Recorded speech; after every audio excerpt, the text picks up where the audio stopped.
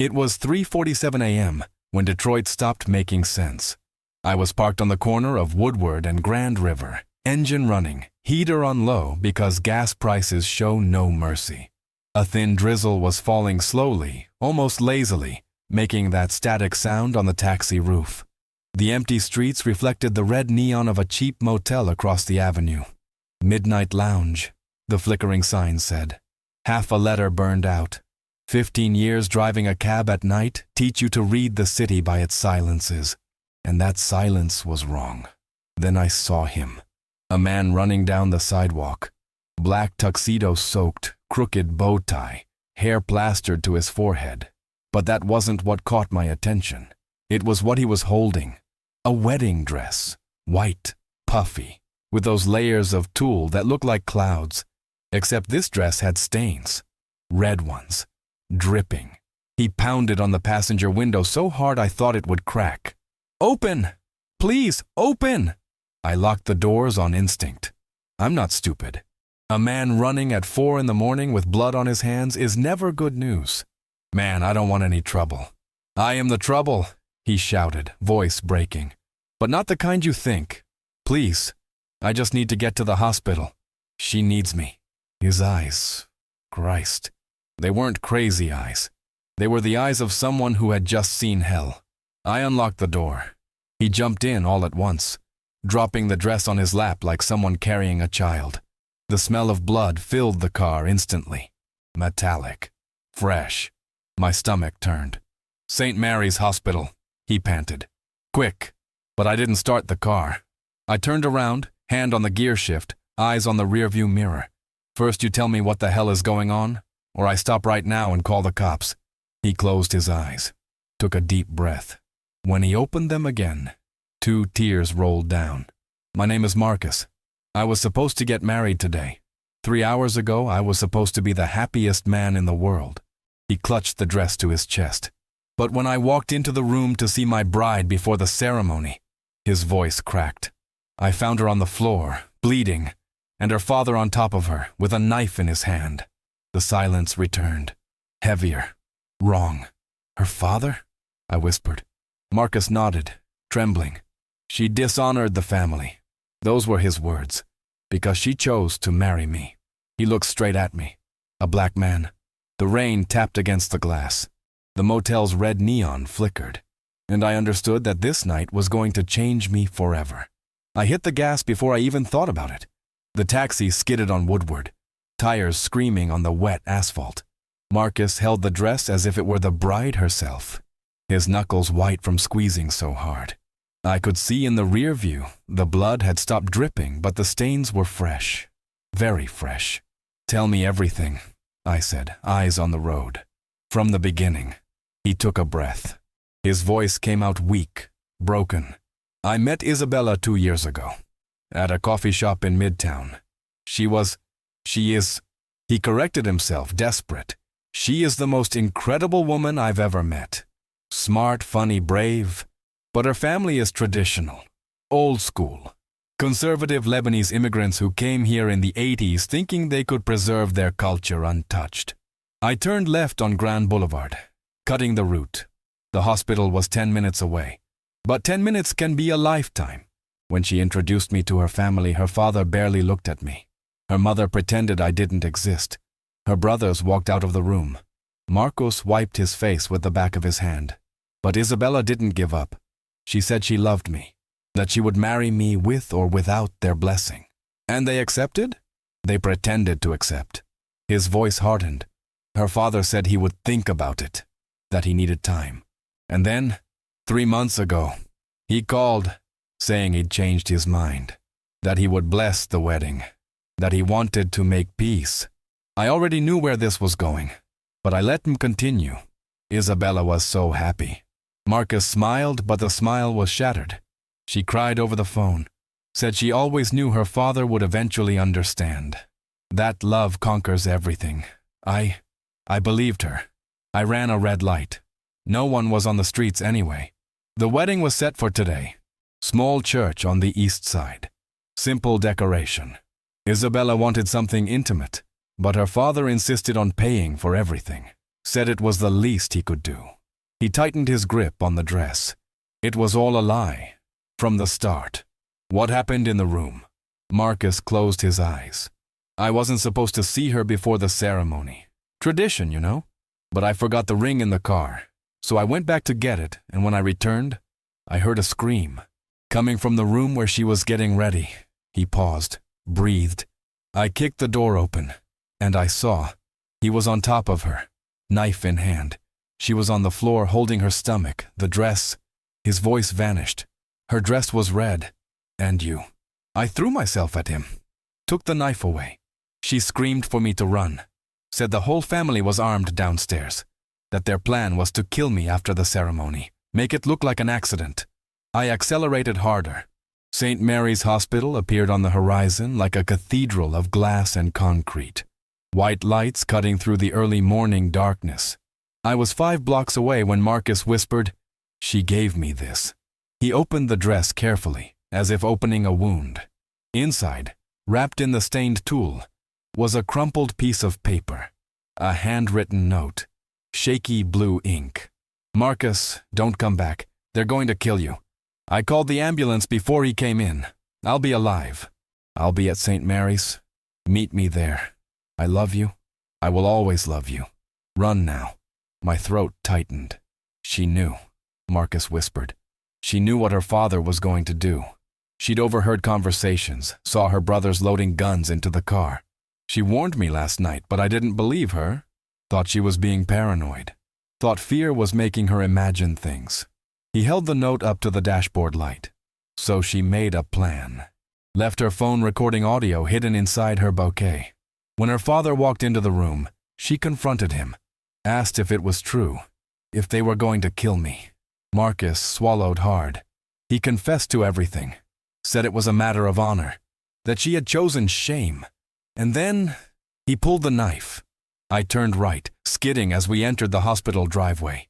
But she threw herself aside, dodged the blow. He hit her arm instead of her heart, and she screamed. That's when I arrived. I parked in front of the ER with a hard jolt. And her father? Marcus looked at me. I don't know. When security showed up, I was already gone. I grabbed her dress because... His voice broke. Because it was all I had left. And because the note was inside. And because I couldn't leave her behind. He opened the door. The cold morning air rushed in. "You coming?" I should have stayed in the car. Should have backed out and driven away. But something in his voice, something in the way he held that blood-soaked dress like it was sacred. I turned off the engine. "I'm coming with you." We went through the automatic hospital doors together. Marcus in front, me behind. The white and red dress between us like a ghost. The receptionist looked up, saw the blood, and immediately picked up the phone. "Isabella Haddad," Marcus said before she could say anything. "She was admitted 2 hours ago. Stabbing. I'm the fiancé." The woman hesitated. Looked at me. I nodded. "3rd floor," she said slowly. "But the police are upstairs. And her family, too." Marcus froze. Her family? Her father was arrested at the scene, but her brothers came with the mother. They're in the waiting room. I saw the fear in his eyes, real fear, raw fear. "They're going to kill me," he whispered. "Not here," I said. "Not with cameras, not with cops." I looked at the receptionist. "Call security, now." She grabbed the radio. And we headed for the elevator. I didn't know why I was doing this, why I was risking my life for a stranger. But maybe it was because 15 years ago, I also ran away from a wedding. Only in my case, I was the coward. And I never saw her again. The elevator doors closed, and we began to rise. The 3rd floor smelled like disinfectant and fear. When the elevator doors opened, I saw everything at once. The 2 bright waiting room, 3 men in dark suits sitting with their elbows on their knees, a woman in a black veil silently crying, 2 cops talking near the coffee machine, and at the end of the hallway, a half-open door with yellow light spilling out. Marcus stopped. The dress slipped from his arms a little. "I can't do this," he whispered. "Yes, you can." But before we could take another step, one of the brothers lifted his head. Karim. I remembered the name because Marcos had mentioned it in the car. The oldest, the angriest. He saw us and stood. You! Karim hissed, his voice low but venomous. You dare show up here? The other two brothers stood as well. The mother kept crying, but now she covered her face with her hands. The officers looked in our direction, alert. Marcus took a step forward. I grabbed his arm. No! But he pulled away. I came to see my fiancée, Marcus said, his voice steady now. Isabella. The woman you tried to kill. Karim lunged. The cops moved faster, stepping between us. Everyone calm down, one of them said, hand on his holster. He has no right to be here, Karim shouted. He destroyed our family. I destroyed it, Marcus exploded. Your father stabbed his own daughter, your sister, because she fell in love with me, and you, he pointed at each of them. You were going to kill me, make it look like an accident. Take her from me and take me from this world, all in the name of what? Honor? Tradition? Silence fell like lead. The mother stopped crying, lifted her face. Her eyes were two hollow pits. You don't understand, she said, her voice thin as broken glass. You will never understand what it means to carry a name, a history, a lineage that crosses oceans and centuries. Isabella was the only daughter, the pearl of the family, and she threw everything away for you. I saw Marcus tremble, but he didn't step back. She didn't throw anything away, he said slowly. She chose love. She chose life. And you chose murder. Karim tried to move forward again, but the officer shoved him back. You try that again, and I'll arrest you, the officer warned. That's when the door at the end of the hallway opened. A nurse stepped out, young, exhausted. She looked at the waiting room, at the officers, at Marcus, holding the dress. Family of Isabella Haddad? Everyone turned. She's stable, the nurse said. The cut was deep, but it didn't hit any vital organs. She lost blood, but she'll recover. A pause. And she's asking to see someone. The mother stood. The brothers, too. But the nurse looked directly at Marcus. She's asking to see the fiancé. The world stopped. Marcus let the dress fall to the floor and ran. I stayed behind. It wasn't my place to enter that room. But through the half-open door I saw Isabella lying in the hospital bed, pale as paper, her arm bandaged, an IV in her vein, and Marcus kneeling beside her, holding her hand between his like it was the last precious thing in the world. She smiled, weakly, but it was a real smile. You came, she whispered. Always, he said. I'll always come. I knew you. She coughed. I knew you would understand the note. You saved me, Marcus said, his voice breaking. You saved me and almost died. Isabella lifted her free hand and touched his face. It was worth it. Behind me I heard the mother sob. I turned.